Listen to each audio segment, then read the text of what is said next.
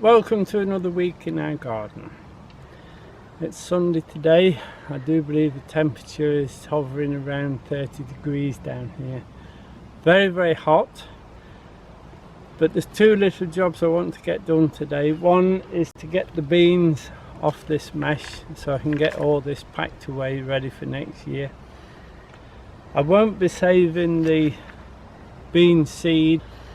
We have been picking them, they've done very well. This is Cobra. I'll do this one again, but next year I don't think I'll put quite so many in because it's produced and still producing loads and loads of beans. But we need to get it out of the way now to give the tomatoes a chance to come up and start preparing this ground ready for the autumn crops. We did a bit of picking yesterday. I'll get Diane to pop that in the pictures so you can see what we've been harvesting. Saturday morning today, and I've just been down and picked the last pick of the rhubarb for this year. The first pick of the blackberries, very large this year, says a drought. First of the summer raspberries, the potatoes for the next few days. Just showing you what we've picked this morning in the sunshine. Now, as you know, it's a wasp year this year. We're absolutely inundated with wasps. I've picked the blackberries and I got stung 3 times, but I did pick the blackberries. They're an excellent crop to say it's been a drought year. Now the blueberries, the wasps have now moved over to the blueberries, which are just ready, so we need to pick those before they spoil them. They will burrow in from the back of the blueberry and it spoils the whole fruit, so I'll show you when we get up there. Okay, right, we're at the blueberries now. As you can see, the wasps are all on it and you can actually see the damage that they do to the blueberries. Have a look to make sure you're not going to get a wasp in your hand. That's how I managed to get stung yesterday with the blackberries. Blueberries, when they're ready, they part from the stem very easily. So what I do is put my hand on them and gently pull back and they get a handful of blueberries. Let me show you. You see? Just like that, look. Now if they're not ready, they won't come off, so just leave them behind. So there's your blueberries, look like that. They're a little bit smaller this year, but that's the drought. Normally, on a normal year, when there's plenty of water in the butts, I would just give them rainwater. Now I've been giving them mains water this year and they don't really like it so much. But we've got a crop, so we're not complaining. There's all the wasp damage, look what they've done. To go in from the end of the fruit and eat their way in and make quite a mess of all the berries around it, and then the mess goes rotten and then starts rotting the fruit. As you can see, we've got quite a few, but they will have to be sort of checked to make sure we haven't got any bad ones in there as well. There are also some very small green ones that have not matured. They're in there, they need taking out. I'll get on picking these. It's just a case of going round and trying to leave the ones that the wasps have spoiled. See, all those are spoiled now, so we'll leave those. I'll get them picked and show you what we've got, because there's a lot in there that the wasps have damaged. Now the raspberry crop is coming through now, and I'm just looking, and because we've picked the blueberries, the wasp are now moving over to the raspberry. The one at the top has been eaten by a wasp already, so I come down twice a day and I'm picking them slightly underripe to make sure we get some. As you can see, they're making beautiful big berries, but can you see the wasp eating its way in there? Look, they make such a mess and there's such a lot of them. So what I'm doing is I'm potting down twice a day, and the ones that are a little bit more redder than that one I'm taking and then letting them ripen in the house. To leave them, they'll all be ruined like this. Now we have made some traps for the wasps, and we've put a bottle, cut the top off, reversed it, put some fruit juice and some yeast in it so it smells nice of rotting fruit, and we've put them in away from the fruit. We also put that rubberized mesh on top to stop the bees getting in as well, and it helps a lot. The idea is we put them a good 10 feet away from the crop. It might attract them away from these, and then we'll be able to pick them. But as you know, we're out in the middle of the countryside, and some of the ground at the sides of them is a bit rough, so they're actually full of wasp nests. I do believe one of the neighbours has got 2 wasp nests just in his garage, which is just above us, so there's not a lot we can do, but we can try and get them to go to the traps rather than come to the crops. Okay, good morning everyone. We're halfway down the garden. This is where the pea and the bean net was, if you can remember.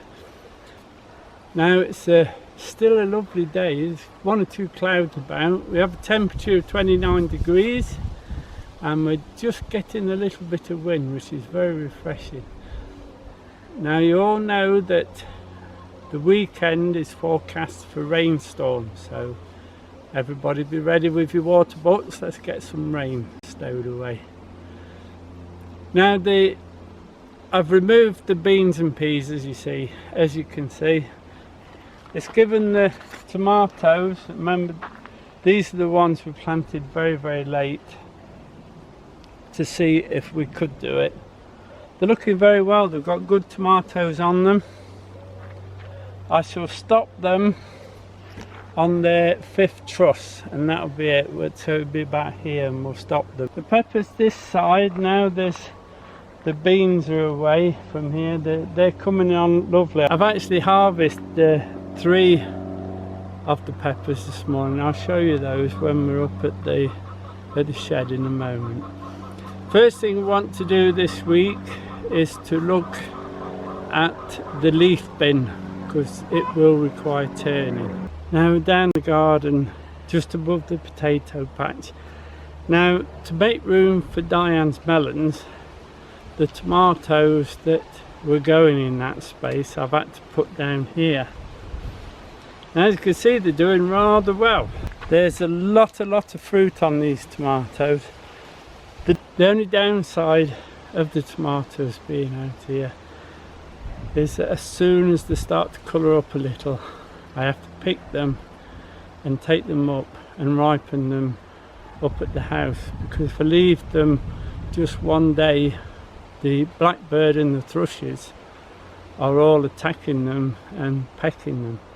They're fully laden. If you can see, the orange one just coming there. I shall have to take that one today, as tomorrow it'll be pecked. Same here, look, they're doing very well. This on the floor, that's one of the apples from the June drop. They're still dropping now, we're into August. I think the apples dropping is because of the drought. Our potatoes, you see, apart from rain, that it rained on them once and then we had the flood, they've had no water on them since, but they're still with us. They're suffering quite a bit now. Now we've got quite a bit of rain coming this weekend, so what I'll do, I'll let the rain soften the ground so I can lift some of these potatoes and see what we've got underneath. The first earlies were, well, they were very small, but there were some there, so we're not grumbling. We'll see what's under these after the rainstorm at the weekend. Now let's go and have a look at this leaf mould. Now we're at the leaf mould bin. If you can remember, last year we filled this to a good foot above what it was, and it's really gone down to under half of what it was. Now you need to turn it a little so that the leaves that were on top will mix in and start to decompose a little. As you can see, it's making This has had no water or anything put on it, and so it stayed quite wet all through the hot summer. It's absolutely crawling with bugs and worms and all sorts in it. So my idea was to dig a hole in the corner and then turn this corner into there and keep going round. Well, I've done across there into here, so it's just this corner left now to turn. Then we'll level off and put the top back on. Okay, it's just a case of giving it a spin, if you like. I know you can actually buy things that you put in and pull them out, but if you're doing it this way, because there's quite a few sticks in it as well, because we just pick the leaves up, you take those out as you do it. But it's lovely stuff, but we will need to get it composted down, because the next leaves will be on the way soon, so we're wanting to fill the bin up again.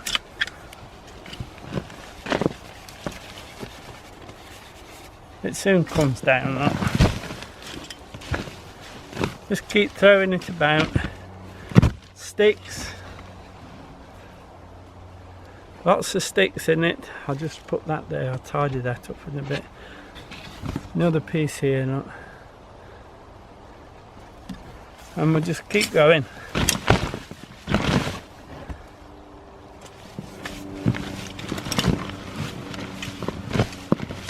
Now at the very bottom, you find it's lovely compost at the bottom. It really has decomposed. And by mixing it, you get the air in it, and hopefully it'll start up decomposing again.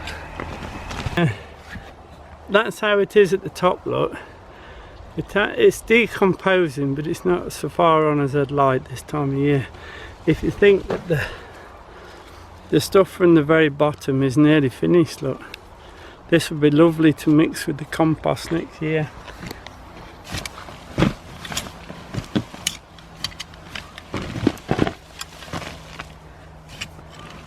Just keep stirring it up.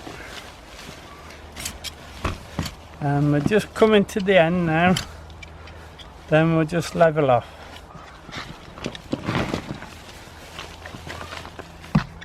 That's had a really good mix up now. So now we'll level it.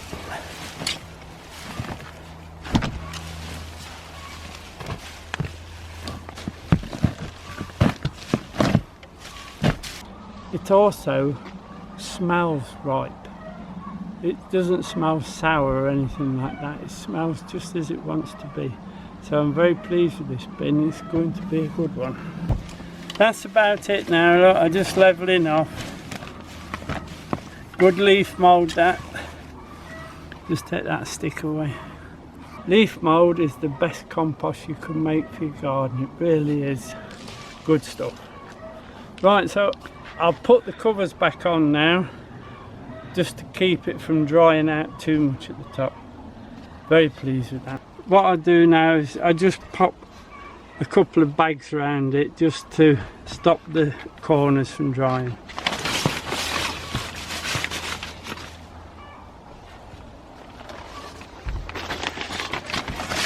It's quite amazing really how it stayed so damp through this drought.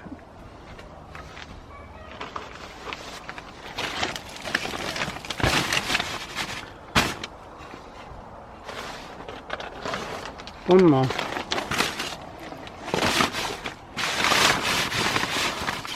There you are. So leave that now and come back in 3 or 4 weeks and we'll have another look at it. Now I have done a small harvest this morning, so I'll show you in a moment what we've picked. We'll make our way up to the shed, and there's 1 or 2 seeds I want to put in. Okay. Now we're up at the shed, the sun's gone in, it's quite cool under here now. I'll just show you what I've harvested this morning. Right, there's the tomatoes. Now these down here are the ones off the garden itself, they're not out the greenhouse. They're the ones as soon as they get a little bit of colour on, I have to lift because of the birds. The orange ones, they're out the greenhouse, doing rather well. Remember, they used to pick these as soon as they're ready, else they will split. Some little onions there that are a little bit further on than what we like, but still tasty. We have some peppers there. They're from down where we were on the garden just now. They're the first ones ready. I cut those this morning. They've sealed well. And while I was in the greenhouse picking those, I took a cucumber. There's 3 bits of lettuce there. They are blowing, as you can see, but they're still usable, so we will use them. I also picked a little bit of fruit. Now we can't really film picking the fruit because there's that many wasps down there and I don't want Diane being stung. I've been stung now 4 times just doing harvesting. The wasps this year, there's a lot of them this year with the hot weather, I think. They all seem to have an attitude problem this year. So I've been stung. The chickens are falling out next door. Behave. I've been stung 4 times this year. Once even on my toe. So that's why we don't want Diane in the fruit case while we're picking the fruit. Now just to tell you a little bit about the blackberry.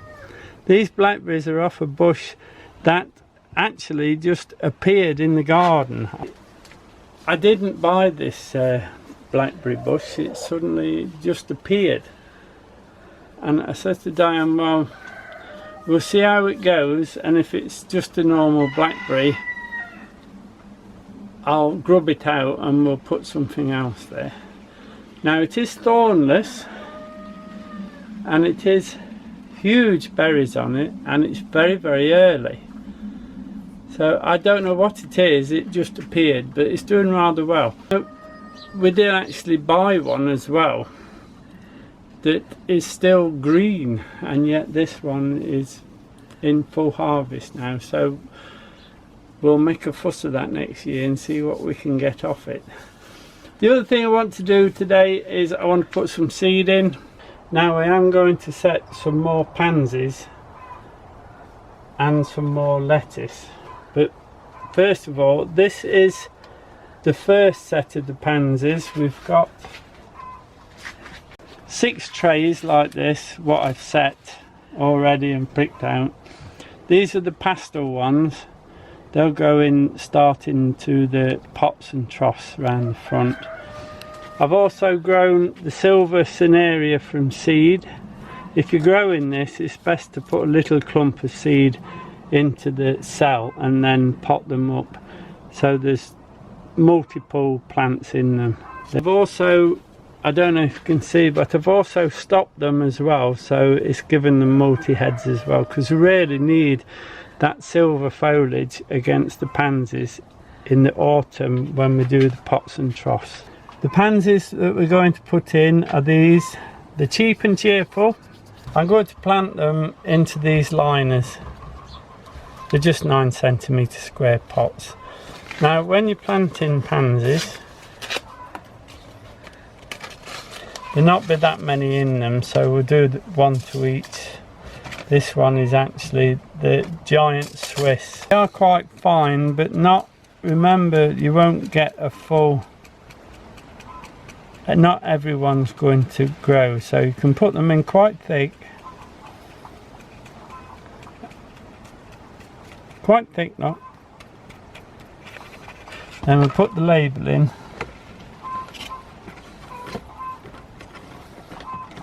So we don't get them mixed up. I should do all 3 and then I'll show you what else you have to do to pansies. I'll pop them in the bucket just to cover them. I'm just going to rub some compost through the sieve. Just enough to cover that seed. If you do it this way, you're not getting compost all over the place, and that can go back in the bag.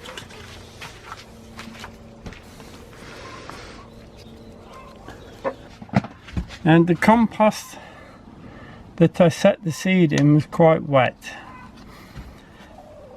and the secret of getting pansies to germinate is don't water them too much, just enough.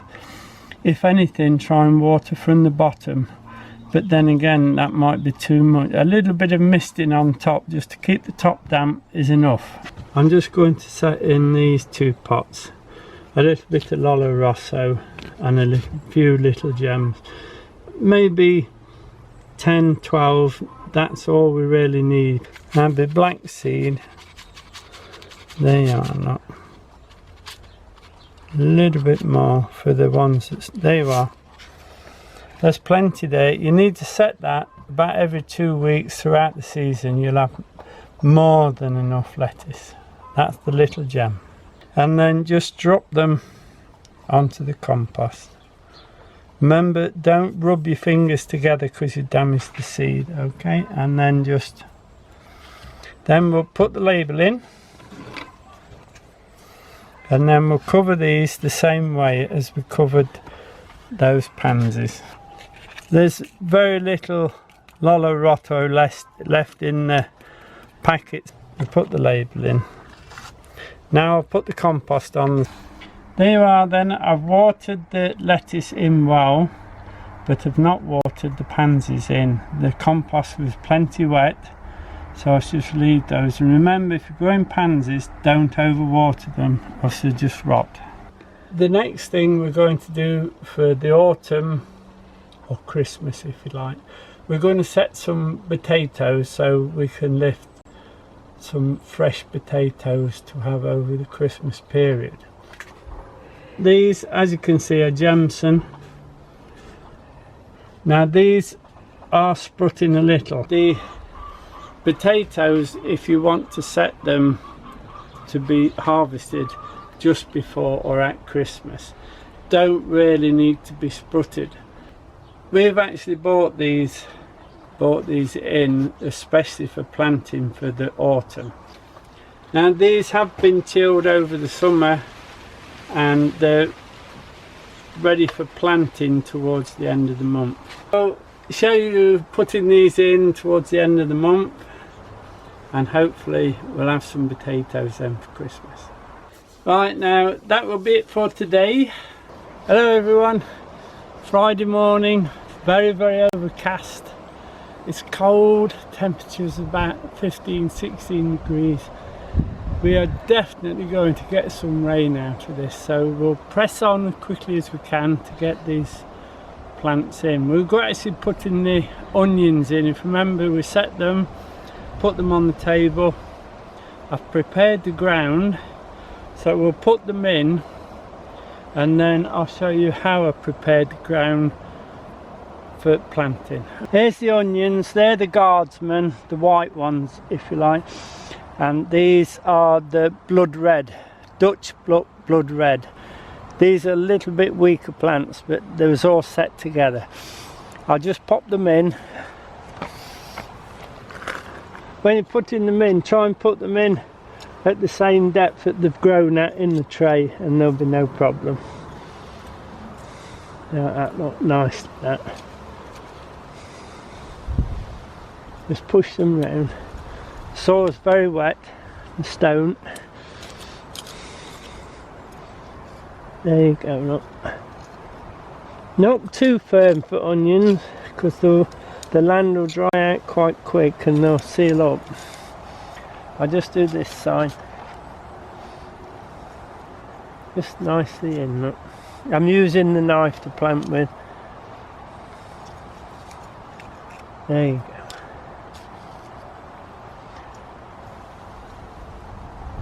These will be up in no time at all. And then just tidy along. That's the rose in. That's the guardsman. That's the Dutch blood red. We'll be harvesting those very soon this time of year, because the ground is very warm. Now, to prepare the ground, this was like this, solid, to something about nearly a spit deep that you can plant into. So what I do, I put a can of water on it, about a can to the square yard, and let it soak in, and then I break it with a fork. You see?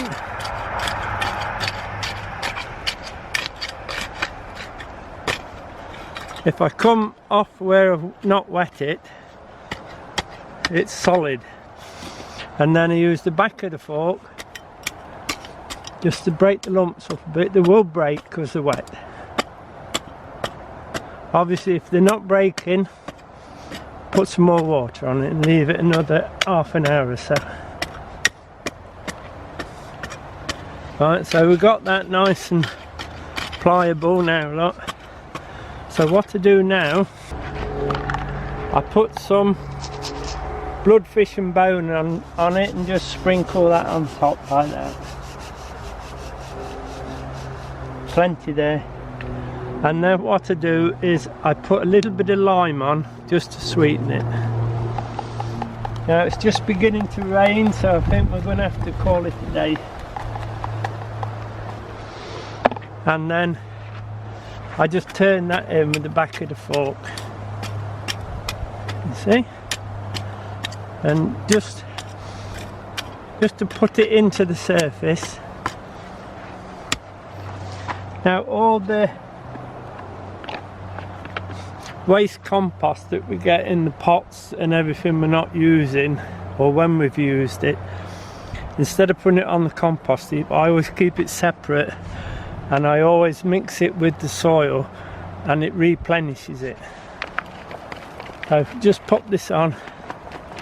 It's only old compost, look, it's got all sorts grown in it.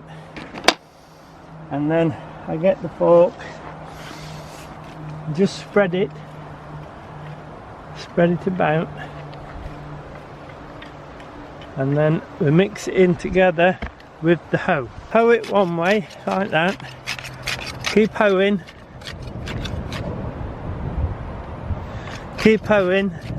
it's actually a thunderstorm above us now, so we'll have to go in. Keep hoeing until it's mixed in like that, then hoe that way. Keep hoeing and it mixes it. This little bit of bed here, I'm going to spread some radish seed onto it, broadcast that at one end, and at the other end I'm going to direct sow some lettuce. Now, being that the weather is turning really bad against us, it's beginning to rain, so we're going to dash up to the shed now. Now back down at the shed, we just took refuge in the house while the thunderstorm went over.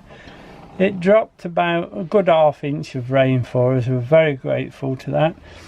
And I just thought I'd show you the tomatoes I picked this morning. Now the long sunny spells have really brought the tomatoes on this year. These are sun gold.